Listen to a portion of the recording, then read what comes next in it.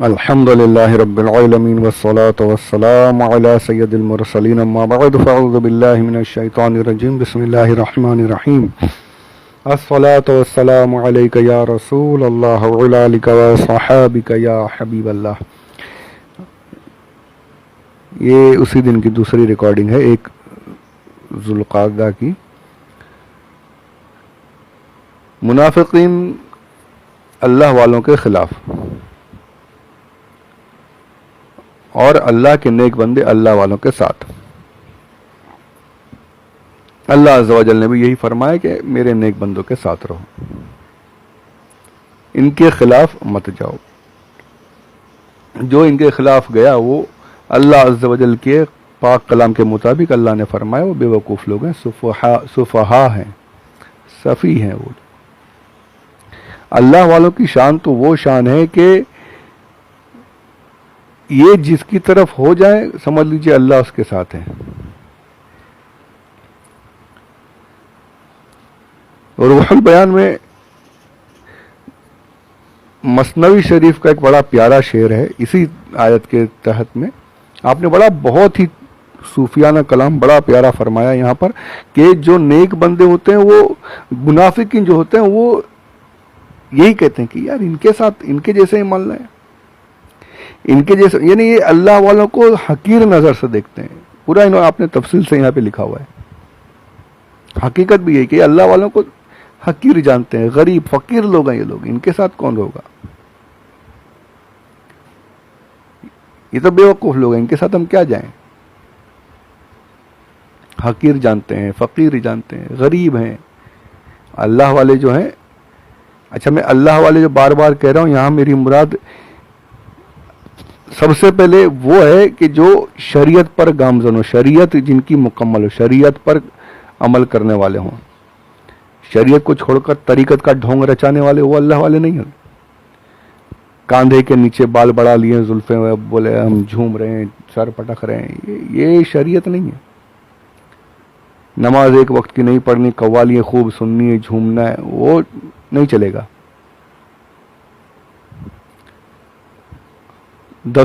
8 انگلیوں میں 8 انگوٹھیاں پہنے ہوئے ہیں، یہ شریعت نہیں ہے. یہ بابا یہ جو جاہل جو ہے نا، یہ ان کے چکروں میں مت پڑیے گا مہربانی کر کے. یہ سنیت کو بدنام کرنے والے جاہل لوگ ہیں، ان کو تو ہٹائیے، اپنے سے دور کیجیے. جو شریعت پر عمل نہیں کرتا وہ کسی طریقے سے بھی صحیح نہیں ہو سکتا، یہ سمجھ لیجیے. ہاں جو جذب ہو چکا، مجذوبانہ کیفیت جس پر ہے، حقیقت میں جو مجذوب ہے اس کی بات الگ ہے. جو اللہ کی یاد میں فنا ہو چکا ہے، اب اسے کچھ ہوش ہی نہیں ہے، وہ الگ چیز ہے، وہ معاملہ الگ ہے. لیکن جو ساری چیزوں کا خیال ہے، بس نماز کا خیال نہیں، تو پھر وہ صحیح نہیں ہے. تو میں بار بار جو اللہ والوں سے شریعت پر عمل کرنے والے یہ لوگ صحیح ہیں. شریعت کو چھوڑ کر کوئی کچھ حاصل نہیں ہو سکتا. یہ کہتے ہیں کہ ہم طریقت والے ہیں، یہ کتابوں کی باتیں الگ ہیں، ہماری باتیں الگ ہیں، یہ سب جاہل لوگ ہیں. کتابوں کے بغیر کچھ حاصل، اگر کتابوں کی ضرورت نہ ہوتی تو قرآن پاک نازل ہی نہیں ہوتا نا. سب سے بڑی کتاب تو نازل کی کتاب دی گئی پہلے کہ اس کتاب پر عمل کرنا ہے قیامت تک. تو یہ بیوقوف جاہلوں کے چکروں میں مت پڑیے گا. ڈھونڈ کر صحیح جو شریعت پر عمل کرتا ہو، شریعت پر پابند رہے اور طریقت کی راہ پر چلتا رہے، ایسوں کا دامن تھامیے. عقائد صحیح ہوں، علم صحیح ہو، دونوں جہان کی یعنی لیول برابر ہو اس کا، ایسے لوگوں کے ساتھ رہیے تو انشاءاللہ وہ اللہ والے صحیح معنوں میں ہیں. تو اللہ والے جو ہیں یہ خود تو اللہ کی راہ پر چلتے ہی ہیں، ساتھ میں جو ان کے ساتھ ہو جائے اسے بھی نواز دیتے ہیں. تو منافقین کا حال تو یہ ہے کہ انہیں حقیر جانتے ہیں، لیکن جن کے دلوں میں اللہ نے محبت رکھی ہے، جن کے دلوں میں اللہ نے علم رکھا ہے، جن کے دلوں میں اللہ نے صحیح ایمان رکھا ہے، وہ ان اللہ والوں کی عظمت کرتے ہیں، تعظیم کرتے ہیں. اور پھر نتیجہ کیا نکلتا ہے؟ جب وہ ان کے ساتھ ہو جاتے ہیں، اہل دل کے ساتھ ہو جاتے ہیں، اللہ والوں کے ساتھ ہو جاتے ہیں، صحابہ کے ساتھ جو ہو گئے وہ صحابی بن گئے، تابعی بن گئے، تابعی تابعی بن گئے. جو آج کے اولیاء کرام، جو آج ہمارے جو علماء ہیں، جو صوفیاء کرام آج جو ان کے وقت میں رہے وہ تو ہیں ہی، وہ تو نصیب والے تھے. آج بھی ایسا نہیں کہ ولایت ختم ہو گئی, ولایت تو جاری رہنے والی, قیامت تک اولیاء کرام آتے رہیں گے. تو جو نیک بندوں کے ساتھ آج بھی ہو جائے تو یہ نیک بندے اسے بھی نیک بنا دیتے ہیں. تو اس کو مثنوی شریف کے ایک شعر میں بڑا پیارا فرماتے ہیں مولا روم رحمت اللہ تعالی علیہ, اس کو یہاں پر روح البیان میں نقل فرماتے ہیں. گر تو سنگے صخرہ مرمر شوی, گر تو سنگے صخرہ مرمر شوی, چوں با صاحب دل رسی جوہر شوی. سبحان اللہ سبحان اللہ سبحان اللہ. یہ فارسی کا کلام ہے. مجھے یہ مجھے بہت زیادہ آتی ہے, ایسا نہیں ہے, بس پڑھا ہے الحمدللہ, کچھ باتیں کچھ سمجھ لیتا ہوں. تو یہاں پر مولانا روم فرماتے ہیں کہ تو چاہے پیلا پتھر ہو یا سنگ مرمر ہو, پتھر ہے نا. تو کیا کہتے ہیں انسانوں سے کہ لوگوں تم چاہے پتھر, کوئی بھی پتھر ہو, چمکدار پتھر یعنی پیلا پتھر ہے یا سفید پتھر ہی ہے, لیکن یہی پتھر لے کر جب تمہارے دل میں ایمان تو ہے, تم نیک راہ پر تو ہو, لیکن اب اس ایمان کی ترقی اگر چاہتے ہو تو اللہ والے صاحب دل شبی, جب دل والوں کے ساتھ ہو جاؤ. دل والے, دل سے مراد کیا ہے؟ جو دل اللہ سے لگا ہو. بڑا پیارا. یہ تو روح البیان میں تو اتنی یہ بہت پیاری بحث ہے یہاں پہ. اس کے پہلے آپ نے فرمایا ہے دل کی مثال دی کہ دل جو ہے یہ ایسی چیز ہے نا کہ یہ جتنا یہ صاف ہوگا اتنا انسان نیک ہوتا جائے گا. اس دل میں لوگوں یعنی کہ اللہ عز و جل کو اگر ڈھونڈنا ہے تو کہیں نہیں ملے گا, تمہارے دل میں مل جائے گا. اب اس دل کو ویسا بنانے کی ضرورت ہے, ایک دم پاکیزہ صاف, دل میں دوسرے خیالات نہیں. جو اللہ کی ذات سے لو لگا لیتا ہے پھر اسے دوسرے خیالات آتے ہی نہیں, پھر وہ تو یاد خداوندی میں مگن, پھر وہ یہاں وہاں ڈھونڈنے کی ضرورت نہیں پڑتی اس.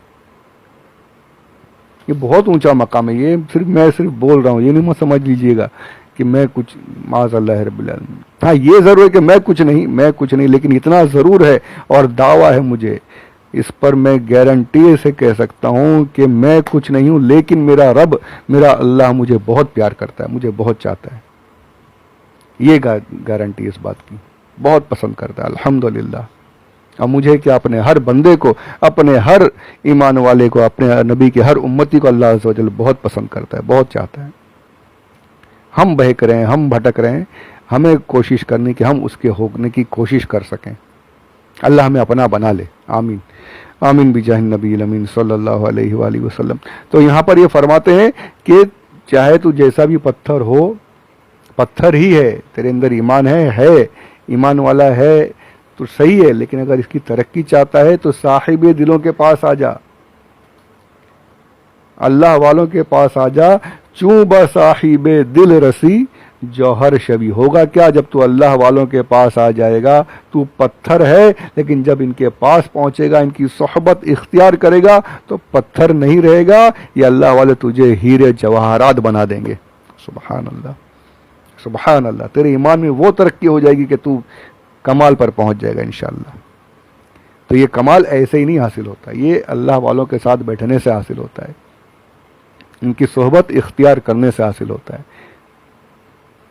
یہ حقیر جاننا, ان کی بے عزتی کرنا, یہ منافقین کا کام ہے. تو اللہ ہمیں منافقت سے بچائے. اور یہ بہت یہ اونچا مقام ہے. لوگوں نے اپنی ایسے ہی نہیں سلطنتیں ترک کر کے کسی کا دامن تھام کر چلے جاتے تھے, ایسے ہی نہیں چلے جاتے تھے. وہ کیف و سرور, وہ آخرت کی وہ لذت انہیں حاصل ہو جاتی تھی کہ پھر کچھ سمجھ نہیں پاتے تھے, پھر بس اللہ ہی اللہ.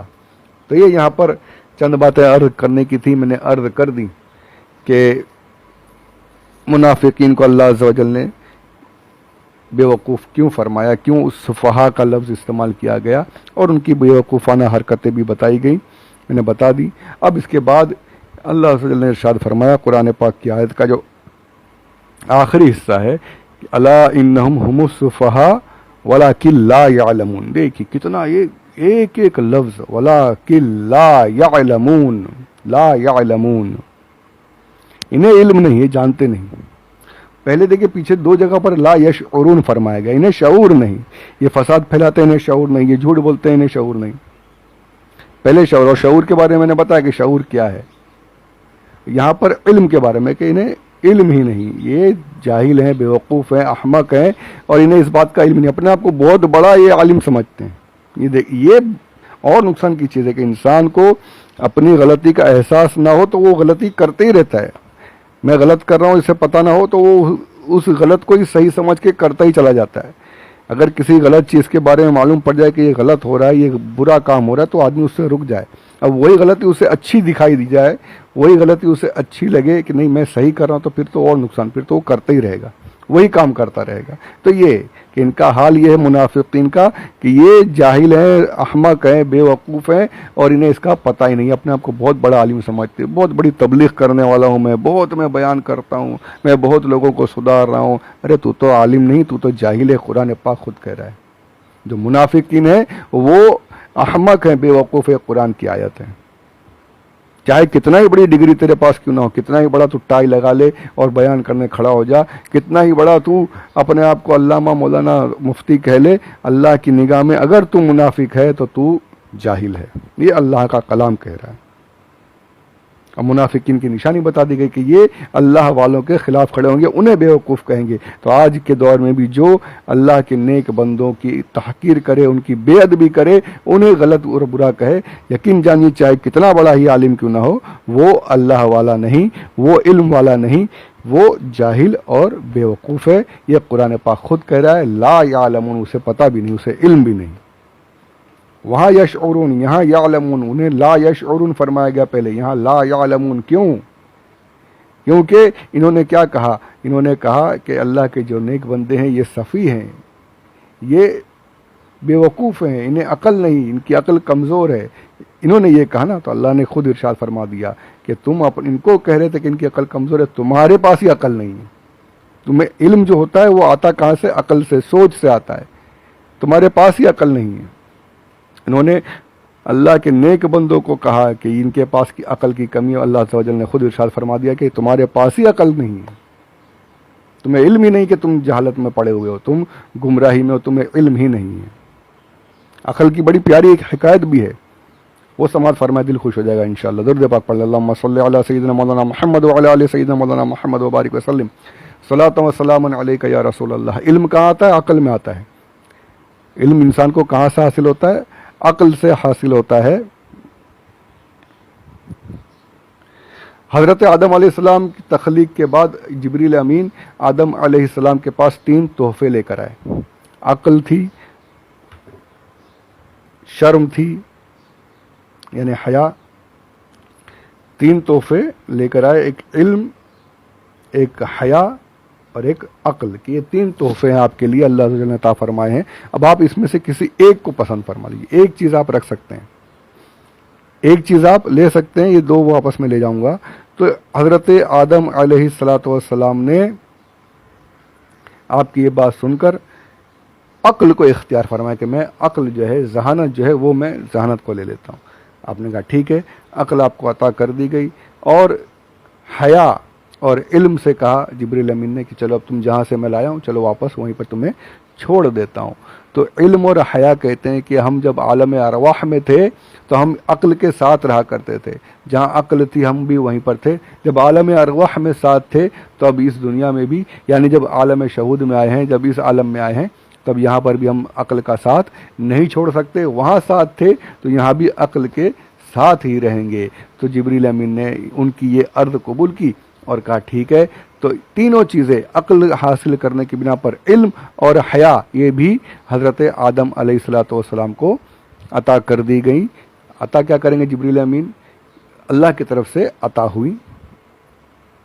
تو عقل جو تھی یہ آپ کے یعنی دماغ میں عقل آ گئی، اور آنکھوں میں حیا آ گئی، اور دل میں علم آ گیا۔ عقل حاصل کرنے کی وجہ سے علم بھی مل گیا، حیا بھی مل گئی۔ تو عقل اتنی بڑی چیز ہے، عقل ہو تو ایمان، علم حاصل ہوتا ہے۔ اب یہاں پر ان جاہلوں کے پاس عقل ہی نہیں ہے تو انہیں علم کہاں سے حاصل ہوگا؟ علم حاصل کرنے کے لیے عقل کا ہونا ضروری ہے. ان کے پاس عقل ہی نہیں ہے تو لا یعلمون. میں نے پہلے بتایا کہ جانوروں سے بھی بدتر ہے. جانور تو اپنے مالک کو سمجھ لیتا ہے, یہ کچھ نہیں سمجھ پاتے, انہیں عقل ہی نہیں. اور یہاں پر بڑی پیاری ایک بات یہ بھی کہی گئی کہ علم انسان کو حاصل, روح البیان میں ہی کہ علم انسان کو حاصل ہوتا ہے حواس خمسہ سے بھی. جو شعور حاصل ہوتا ہے حواس خمسہ سے, اسے کسی چیز کے بارے میں جانکاری ہوتی ہے, اور پھر جو عقل وغیرہ سے سوچتا ہے اس سے علم حاصل ہوتا ہے. تو انسان فرماتے ہیں انسان کا دل اسی نہر کی طرح, اس میں دو حوض کی طرح ہے کہ اس میں حواس خمسہ کے ذریعے سے علم حاصل کی جو نہریں ہیں اس سے علم حاصل ہوتا رہتا ہے. اگر وہ لیکن وہ پڑا رہے تو وہ پانی گندا ہو جاتا ہے, پڑے پڑے حوض میں پانی گندا ہوتا ہے. تو اسی طریقے سے فرماتے ہیں جو حواس کے ذریعے سے, جو شعور کے ذریعے سے جو شعور حاصل ہوتا ہے اس میں شک و شبہ کی گندگی رہتی ہے. شک کرتا ہے انسان, شبہات پیش کرتا ہے. وہ علم جو ہے شعور والا, اس میں شکوک و شبہات رہتے ہیں, تو اس کی صفائی ہونا ضروری ہے. تو فرمایا کہ یہ صفائی کیسے ہوتی ہے. ان دل کے جو دروازے ہیں دو ہیں, ایک ظاہری ہے ایک باطنی ہے. ظاہری یہی ہے کہ شعور سے علم حاصل کرے, عقل سے علم حاصل کرے, اور ایک باطنی ہے وہ ڈائریکٹ اللہ عز و جل کے ذریعے سے, الہام کے ذریعے سے جو علم حاصل ہو جائے وہ الحمدللہ تمام صفائیوں والا بغیر شکوک و شبہات والا علم ہوتا ہے. تو یہ اللہ والوں کی بارگاہ میں بیٹھنے سے وہ دروازہ کھل جاتا ہے. فرماتے ہیں جب اللہ والوں کے ساتھ رہتے ہیں تو اللہ والے اس دروازے کو کھلوا دیتے ہیں, اور پھر ڈائریکٹ اللہ عز و جل کے ذریعے سے علم حاصل ہوتا رہتا ہے جہاں شکوک و شبہات نہیں رہتے. تو یہ بہت بڑا پیارا, کافی یعنی بہت کچھ کہا ہے آپ نے, اب اس پر جاؤں گا تو بہت طویل ہو جائے گا. تو انشاءاللہ یہ چند باتیں میں نے عرض کر دی اس آیت کے تعلق سے, اور امید کرتا ہوں کہ سمجھانے میں کامیاب رہا ہوں گا. اللہ عز و جل ہمیں صحیح طریقے سے سمجھنے کی توفیق عطا فرمائے. اب یہاں پر آخری بات یہ ہے کہ آج کے دور میں بھی علماء کے بارے میں, جو اپنے آپ کو مسلمان کہتے ہیں, یہ علماء کے بارے میں تنقیدیں کرتے ہیں. ان کو کیا کام ہے, تو مسجد میں بیٹھے ہوئے ہیں, ان کو کیا معلوم دنیا میں کیا چل رہا ہے, انہیں کیا پتہ دنیا کیسے جا رہی ہے. اس طریقے سے بہت سی باتیں علماء کے خلاف کرتے ہیں. جو اپنے آپ کو مسلمان کہتے ہیں وہ بھی, جو ایمان والے ہیں وہ بھی علماء کے خلاف چلے جاتے ہیں. تو یہاں پر تسلی دی جا رہی ہے اللہ کی طرف سے. اللہ عز و جل نے خود علماء کو تسلی عطا فرمائی کہ بے فکر ہو. یہ تمہیں غلط کہتے ہیں, تمہیں بیوقوف کہتے ہیں, احمق کہتے ہیں, اصل میں یہ خود احمق ہیں. جو اللہ کے نیک بندوں کے خلاف جا رہا ہے, اللہ عز و جل نے فرمایا خود احمق اور بیوقوف ہیں. تو اس میں علماء کو بھی تسلی دی گئی ہے, نیک کام کرنے والوں کو بھی تسلی دی گئی کہ آج جو تمہیں برا بول رہے ہیں اسے دل پر مت لو, یہ خود جاہل ہیں, خود بیوقوف ہیں. تو اللہ عز و جل ہمیں ادب کرنے والوں میں شامل رکھے, منافقت سے بچائے رکھے, منافقوں سے دور رکھے. آج کے دور میں بھی موجود ہے, ان سے اللہ ہمیں دور رکھے. صحیح مذہب پر, صحیح مسلک اہل سنت پر, مسلک اعلی حضرت پر قائم رکھے پروردگار, اور ہم سب کو ایمان کے ساتھ دنیا میں رکھے اور ایمان کے ساتھ موت عطا فرمائے. آمین بجاہ النبی الامین صلی اللہ علیہ وآلہ وسلم. تو الحمدللہ یہاں پر سورۃ البقرہ کی آیت نمبر 13 کی تفسیر کتابوں سے مکمل ہوئی ہے. اللہ عز و جل ہمارے اس سلسلے کو قبول فرمائے اور اسے قائم و دائم فرمائے, مکمل فرمائے. خود بھی سنیں, دوسروں کو بھی شیئر کریں, سینڈ کریں.